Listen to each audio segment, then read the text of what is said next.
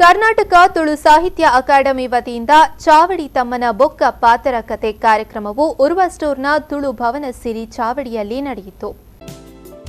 ನಗರದ ಉರ್ವ ಸ್ಟೋರಿನ ಸಿರಿ ಚಾವಡಿ ತುಳು ಭವನದಲ್ಲಿ ನಡೆದ ಕಾರ್ಯಕ್ರಮವನ್ನು ಗಣೇಶ ಸ್ತುತಿಯೊಂದಿಗೆ ಆರಂಭಿಸಲಾಯಿತು.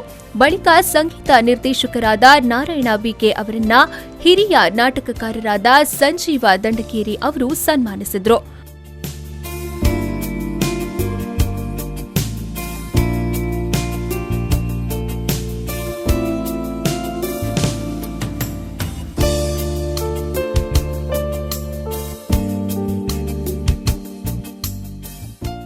ಬಳಿಕ ಮಾತನಾಡಿದ ಅವರು, ನಾರಾಯಣ ಬಿಕೆ ಅವರು ಅನೇಕ ನಾಟಕಗಳಿಗೆ ಸಂಗೀತ ನೀಡಿದ್ದಾರೆ. ತುಳು ರಂಗಭೂಮಿಗೆ ಅವರ ಕೊಡುಗೆ ಅಪಾರ ಎಂದು ಹೇಳಿದರು.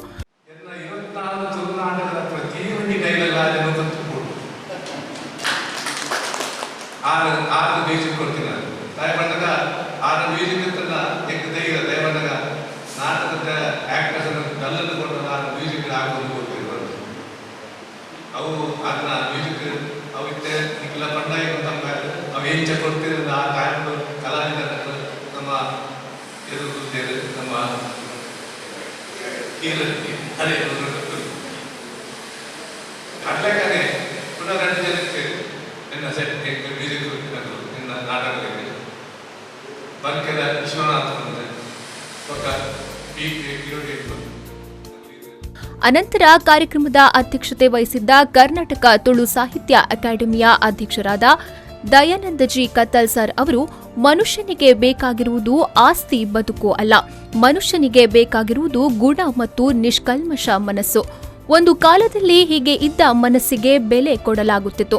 ಕಲಾವಿದರಿಗೂ ಕೂಡ ಒಂದು ನೆಲೆಯಿತ್ತು ಎಂದು ಹೇಳಿದ ಅವರು, ನನ್ನ ಅಧ್ಯಕ್ಷ ಸ್ಥಾನದಲ್ಲಿ ತುಳು ರಂಗಭೂಮಿಗೆ ಅಪಾರ ಕೊಡುಗೆಗಳನ್ನ ನೀಡಿದವರನ್ನ ಸನ್ಮಾನಿಸುವ ಕಾರ್ಯ ಅರ್ಥಪೂರ್ಣವಾಗಿದೆ ಎಂದು ಹೇಳಿದರು. ಒಂದು ಗುಣಗ್ರಾಹಿತ್ವ ಐತೊಟ್ಟಿಗೆ ನಿಷ್ಕಲ್ಮಶವಾದ ಚಿತ್ತಿನ ಮನಸ್ಸು ಒಂದು ಕಾಲು ಇಂಚಿತ್ತಿನ ಮನಸ್ಸಿಗೆ ಬೆಲೆ ಕೊರಪುನ ಚಿತ್ತಿನ ಕಾಲ ಇರ್ತದೆ.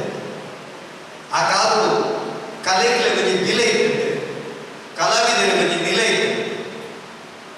ಅಂಚಿತ್ತಿನ ಈ ತುಳುವ ನೆಲ ಅವನಿಗೆ ಕಲ್ಪದ ನೆಲ, ಕಲ್ಪ ಅಂತ ಬೆಟ್ಟಿ ಬೆಟ್ಟಿಗೆ ನಮ್ಮ ಸಂಸ್ಕೃತಡು ಒಂದು ಯುಗ ಕಲ್ಪ ಅಂತ ಬಡಂತ